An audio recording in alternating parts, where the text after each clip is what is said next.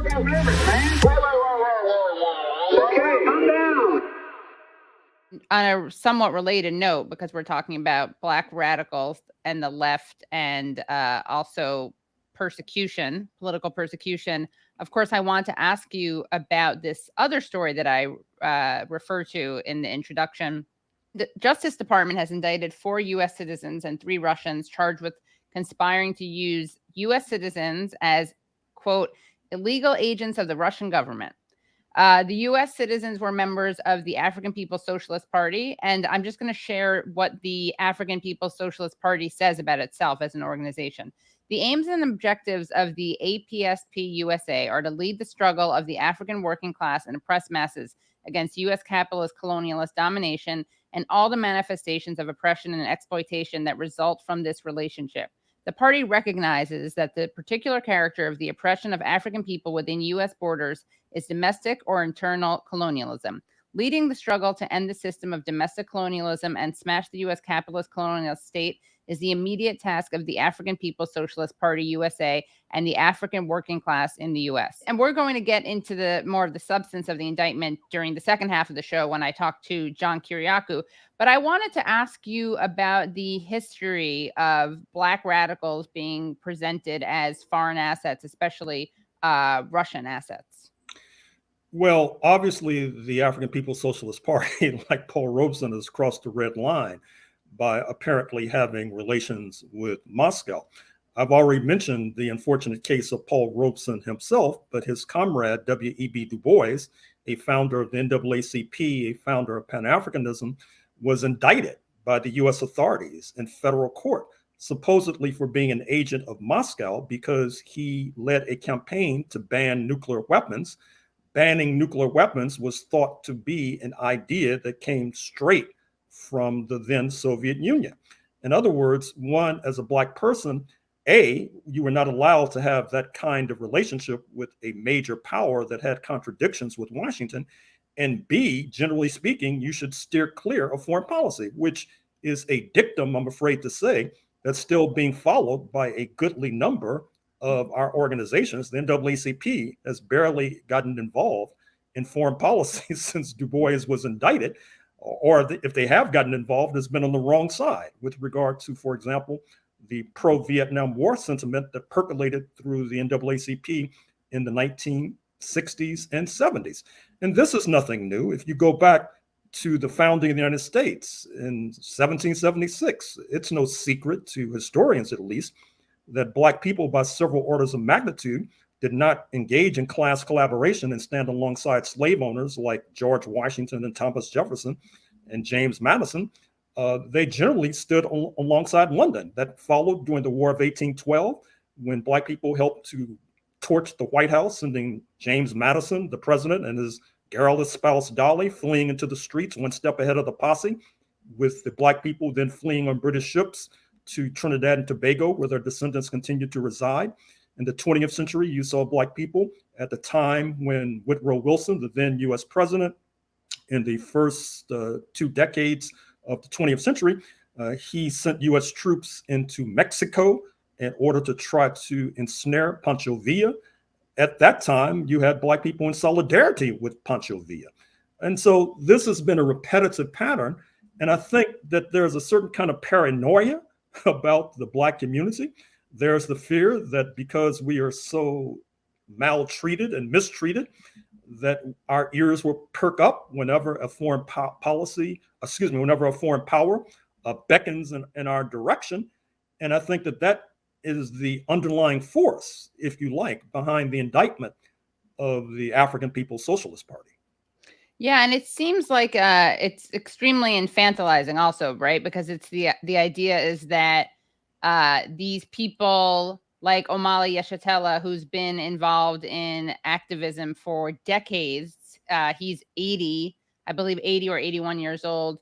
The idea that he can't have his own political ideas, that he has to be doing this at the behest of a foreign government, like his own critique of NATO can't be something that he comes up with on his own, is very offensive. Well, if you'll recall, during the Cold War, if Moscow took a certain position and you had a similar position, ipso facto, that meant that you were an agent of Moscow. It got to the level of absurdity. I'm saying this in order to illustrate the absurdity. That is to say that if Moscow was in favor of fighting tooth decay and you were in favor of fighting tooth decay, that might mean that you're an agent of Moscow. And that, as I said, I think to understand this strange phenomenon, you really have to understand, the historic maltreatment and mistreatment of Black people, which then leads to paranoia that we will then ally with foreign powers. And of course, we have allied with foreign powers. But it seems to me the answer is to reduce, if not eliminate, the maltreatment and mistreatment. And then you don't have to be tossing out indictments against Black organizations like you're tossing out confetti, for example. Can you talk a bit about this tradition of Black internationalism? Well, certainly. If I'm not mistaken, Chairman O'Malley himself was involved in the San Francisco Bay Area with the Black Panther Party, and they are usually Exhibit A when it comes to internationalism. Recall that they established a legation, a diplomatic mission in North Africa and Algeria at a time when Congo-Brazzaville was known as the People's Republic of the Congo and was ruled by pro-socialist elements. They sent delegations there. The Black Panther Party sent delegations to North Korea, to Vietnam when the United States was involved in a shooting war with Vietnam. And in fact, the Black Panthers offered to organize battalions to go fight alongside the Vietnamese.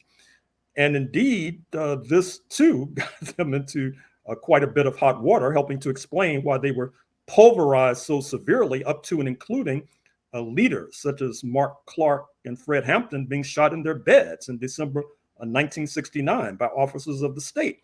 So this question of Black alignment with the real or imagined antagonists in the United States, it's a very serious issue. It's really one of the most powerful tools that the Black community has, but alas, because you tend to be severely punished if you use that tool, most decide to stay away from that tool. I wanted to share some clips of modern day, because it's, of course, not just a historical phenomenon. We're seeing this indictment today, but also some other examples of people suggesting that projects of Black liberation are actually Russian ops. So let's take a look at what Kamala Harris had to say on the Breakfast Club about Colin Kaepernick's protests. So that's what they start to do. Right. That's what they start to do. They did it then, they will do it now. You know, people have said, if you look at, for example, the heat that ended up around the bend the knee and Colin Kaepernick. Mm-hmm. Many smart people have said it actually was not a thing. Mm-hmm. The Russian bots started taking that on. Really? Yes. You feel like you're being targeted by Russian bots now? Well, we already know we are.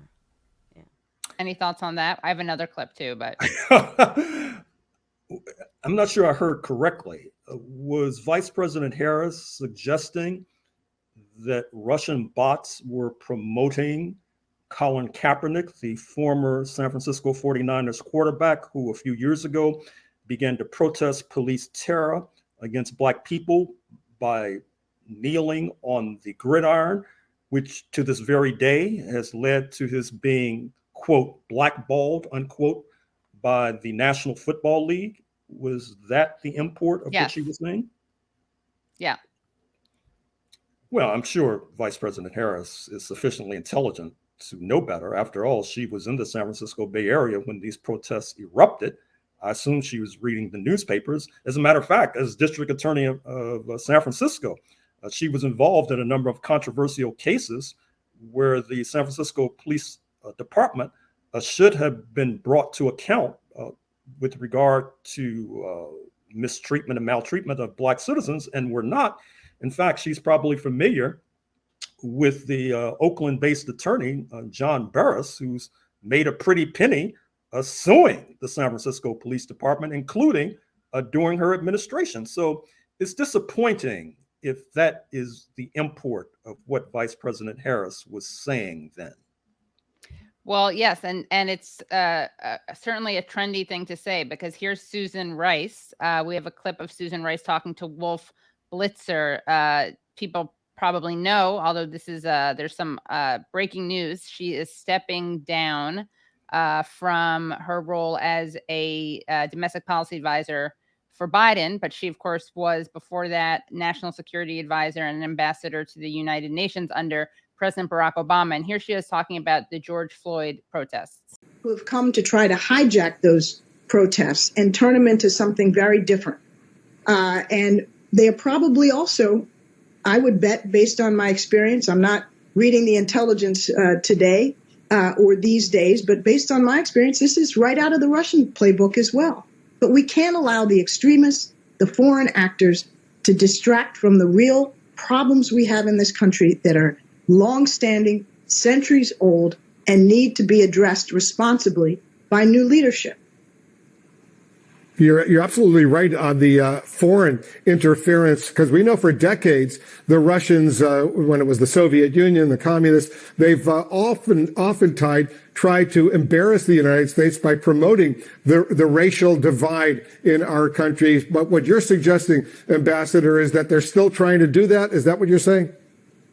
Well, we see it all the time. We've seen it for years and frankly, every day on social media, where they take any divisive, painful issue, whether it's immigration, whether it's gay rights, whether it's gun violence, and always racism, and they play on both sides. Their aim is not simply to embarrass the United States, Wolf. Their aim is to divide us, to cause us to come into combat with each other, to disintegrate from within.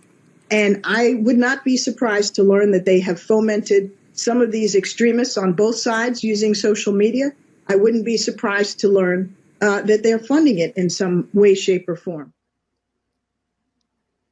Well, all I can say is physician heal thyself. As you know more than most, the United States has this National Endowment for Democracy, so-called, which interferes in the internal affairs of over 190 different countries, oftentimes trying to stir unrest. And so obviously, Susan Rice knows about that particular tool, since I'm sure as U.S. Ambassador to the United Nations, she was receiving briefings about it. But as you also probably know, this idea of blaming Moscow, I think, has, in a sense, come into a roadblock. You may know that the former acting director of the Central Intelligence Agency, Mr. Morrell, has said that when during the 2020 campaign, there was this controversy involving the laptop of Hunter Biden, the then presidential nominee, Mr. Biden's troubled son, that they put out this story with 4 dozen plus intelligence agents saying that it was probably not an accurate story, that it was the result of Russians, agents, disinformation, etc. He threw Anthony Blinken, the current Secretary of State, under the bus by saying that it was Anthony Blinken's idea. I don't think we've heard the last of this story. And I think that this question of pointing the finger at Moscow whenever there is an issue domestically, the chickens might be in the process of coming home to roost. How so? Well, I don't think that we've heard the last of this Hunter Biden laptop story. Mr. Biden is just announced for re-election. I'm sure that not only will Fox Media seek to recuperate after sacking Tucker Carlson by outstripping Newsmax and One America News in terms of promoting this story. The Wall Street Journal, I'm sure, will pick it up. They've already had columns about it, for example. So maybe that'll cause many in the U.S. electorate to rethink this idea that whenever there is a domestic issue, that Moscow is responsible. And in any case, as you suggested a moment or two ago, it reminds us of what happened during the anti-Jim Crow era. Whenever there was some unrest in the Black community, outside agitators were blamed. Oftentimes, the outside agitators were traced to connections in Moscow. In fact, Dr. King himself was accused of being an agent of Moscow. So I'm surprised that that tactic is still being used, because you would think it's terribly moth-eaten by now. Yeah, sadly, I guess it's still it's moth-eaten and used at the same time. Well, yes, it must be effective. Otherwise, it would not be used. But as I was suggesting a moment or two ago, this indictment against the African People's Socialist Party has to be taken quite seriously. I've been urging in other media appearances that the NAACP and the NAACP Legal Defense Fund, not to mention the American Civil Liberties Union, and of course the National Lawyers Guild, leap to their defense. I know that any organization that has socialist in its name will not necessarily be embraced by many liberal forces and many centrist forces. But what needs to be understood and recognized is that just as Dr. Du Bois's indictment in 1951 was just a precedent that helped to give fuel to an overall McCarthyism and overall Red Scare that eventually ensnared many in Hollywood and ensnared many in the academy. I would hope that what's happening right now as we speak to the African People's Socialist Party does not have a similar precedent that's in the process of being established. Liberals won't say anything because they, for a couple of reasons, but one is that I think they probably just believe whatever they hear about Russia and Russians. They also, I think if Trump did something like this to his enemies, people would accuse him of fascism. But because it's Biden doing something like this, they won't. And what's really pathetic is that the only remotely corporate or mainstream media that has covered this story was Tucker Carlson, because Glenn Greenwald brought it up on his show. Obviously, leftist outlets have been, but it hasn't penetrated. You know, MSNBC hasn't talked about it. CNN hasn't talked about it. I'm sure if they did talk about it, they'd talk about it from the same perspective as the Justice Department. In other words, it would be a story about catching bad guys as opposed to a story about the criminalization of dissent and speech.